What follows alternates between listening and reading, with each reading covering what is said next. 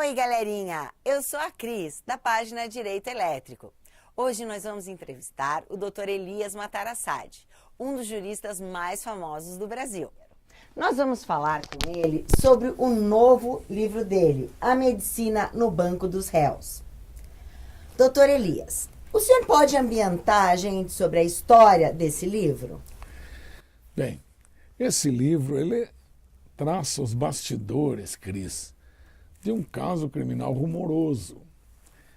Em princípio, eu já afirmo que tudo deve ser investigado.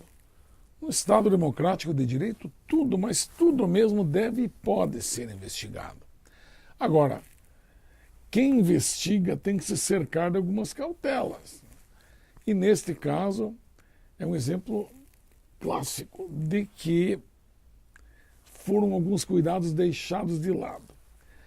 Era começo de ano, 2013, toca o telefone e a notícia era de que uma médica estava sendo presa, acusada em princípio de eutanásia. A pessoa que ligou era um deputado federal, André Zakharov, que tinha ligações com o hospital.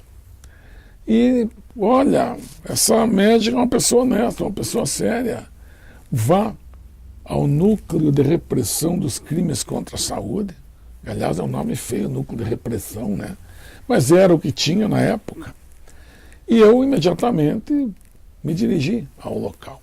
Cheguei lá, tinha uma médica, então, a doutora Virgínia, já estava em interrogatório quando eu cheguei, eu pedi para interromper e pedi para falar com ela alguns minutos. E eu não tinha muito tempo, eu fiz a seguinte pergunta para ela.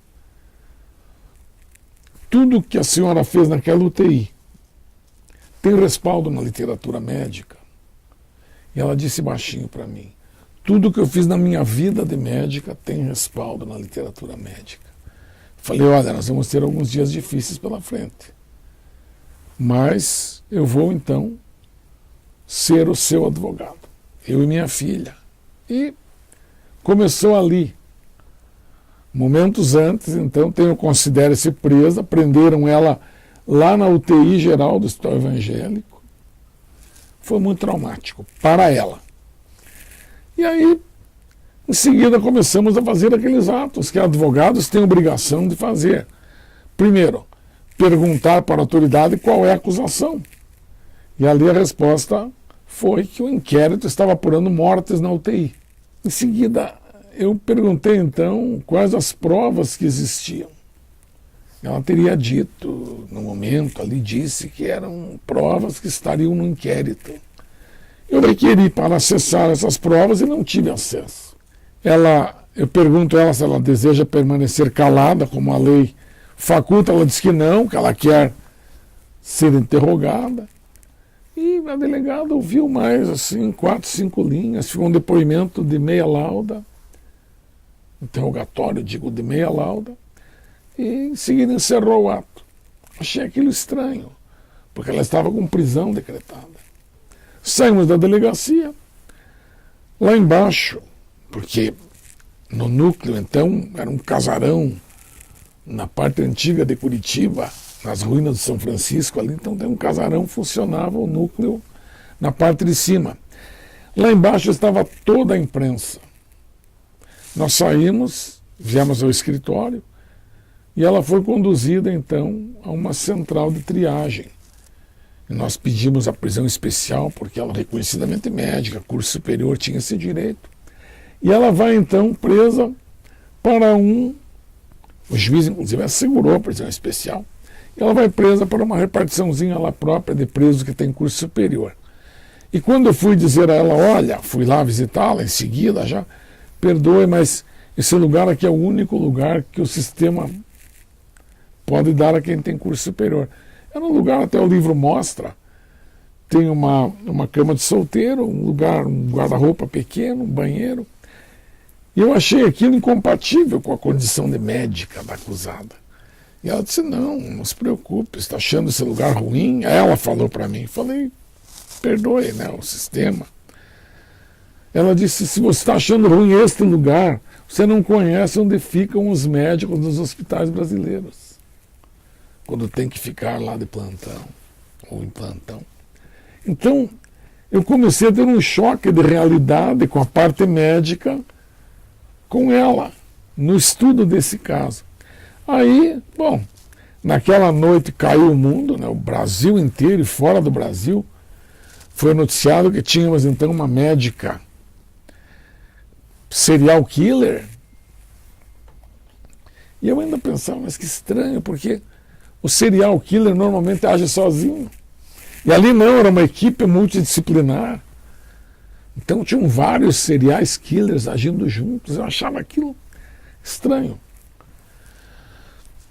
Aí, em seguida, sai a notícia de que ela teria dito que estaria livre para raciocinar.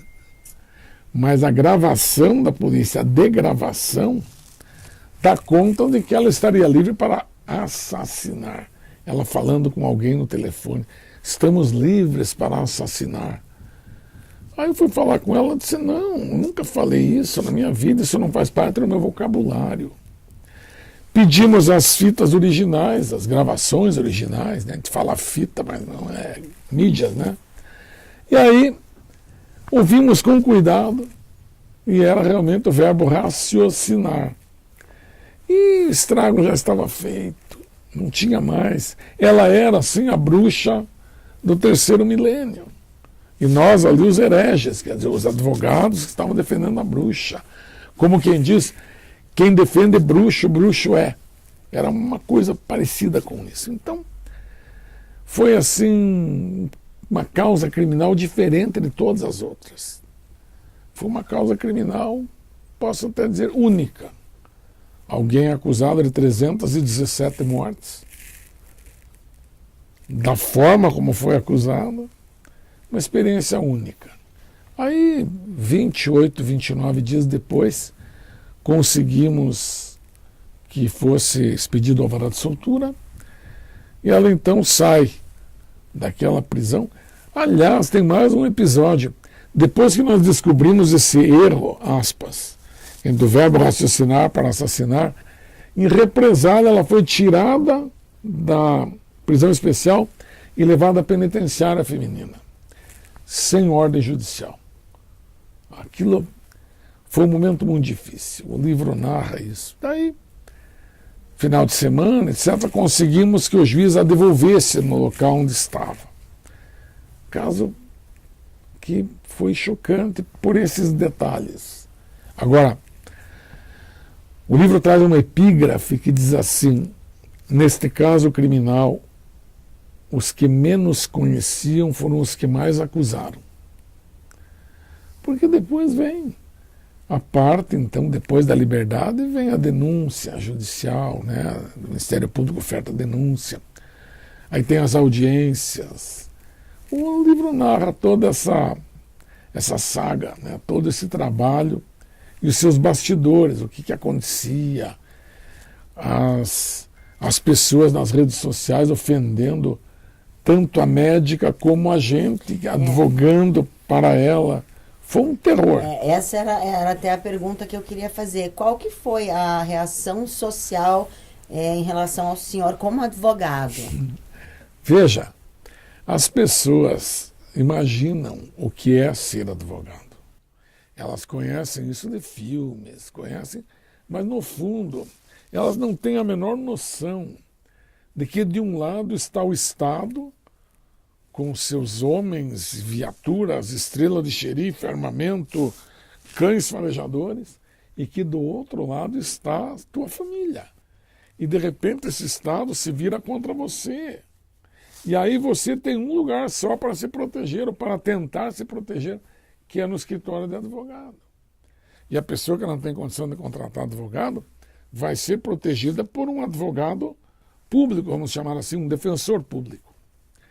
Então, tudo depende exatamente dos advogados. Na defesa de quem praticou crime ou que está sendo acusado de ter praticado, ou na defesa de vítimas, dos interesses de famílias das vítimas. As famílias que precisam de justiça têm que buscar um advogado. Logo, os advogados e as advogadas são os heróis, os verdadeiros heróis das famílias brasileiras. Não é a polícia heroína das famílias brasileiras. Nem juiz, nem membro do Ministério Público. Juiz não conhece a família das pessoas que precisam. Eles falam, a gente está aí combatendo o crime. Delegados, promotores em júris falam, isso é uma mentira. Porque normalmente a polícia chega depois que já aconteceu o crime. Não se combate crime dessa forma, se combate crime com educação, com religião e com família, digamos assim. Família, religião e educação formal, as escolas. Mas a polícia chega depois para contar defuntos, isolar o lugar. Isso não é combater crimes, né? Então, falam isso em um discurso sistematicamente enganador. Então eu lembro, por exemplo, a tua pergunta é como que nós éramos vistos. Em 2009 eu assumi a defesa daquela mãe, família Yared, que tinha aquele problema da morte do filho por parte daquele então deputado que teria decolado com um veículo e aterrissado em cima do filho e do amigo. Pois bem, ali o povo aplaudia e queria, não senti que ali eu tive qualquer tipo de estigma, digamos assim. O povo aplaude. Depois, quando você pega uma questão fazendo uma defesa, o povo começa meio a vaiar, a ofender, mas na verdade o compromisso da advocacia é assegurar para aquelas pessoas seus direitos. Se você está do lado da vítima, fazendo uma assistência de acusação, você tem que respeitar os direitos do acusado e ao mesmo tempo assegurar os direitos que a lei atribui aos vitimados. Quando você está fazendo defesas, você tem que buscar todas as vantagens para quem você defende. Bom, neste caso da médica, ninguém entendeu assim. Poucos foram aqueles que disseram uma palavra de conforto, digamos assim. Ah, todo mundo precisa de defesa, né? Por isso que está defendendo essa mulher. Era o que você escutava de mais ameno. Porque, no fundo, falavam assim, ah, mas ela desligava aparelhos, mas a pessoa já estava velhinha. Na verdade, desligar aparelhos não estava nem na denúncia, não está na denúncia. E o livro mostra que isso não fazia parte nem da acusação. Mas no inconsciente coletivo, criou-se essa lenda urbana de que ela desligava aparelhos. Isso não existe. Vem uma sentença depois e diz, olha, não ficou evidenciada a existência de um crime. Não está provado que alguém tenha cometido um crime. Nem culposo, nem em perícia médica, nada. Digo no livro também que o Ministério Público provou que morreram pessoas na UTI. Morrer alguém não é crime. Teria que então ter provado que foi um ato humano que causou alguma morte ali. Isso não ficou evidenciado. E o livro, ele trata do caso como um todo. Eu tenho toda a acusação aí, a parte da defesa e tem a decisão do juiz absolvendo. E tem também no CRM a notícia de que ela foi inocentada no Conselho de Medicina, que, aliás, é muito enérgico. Para o médico ser absolvido no Conselho de Medicina, sabem todos que é difícil. Então, o livro narra essa história de uma pessoa que teve a vida, os sonhos de uma vocação subtraídos dela. Imagine, você tem uma vocação, por exemplo, eu trabalho com advocacia criminal. De repente, eu tenho tirado de mim isto. Ah, mas depois daqui 2, 3, 4 anos fica provado que não existiu, provado de inocência. É tarde demais. Porque profissões liberais, tem um ditado que diz que você pode exercer advocacia, medicina, enfim, até sem grande talento. Mas sem honra você não exerce. Não exerce. Não tem como ela exercer mais a sua profissão. Ok, galerinha. Esse é o final do nosso primeiro bloco. Nós vamos dar um intervalinho e daqui a pouco nós voltamos. Tchau, tchau.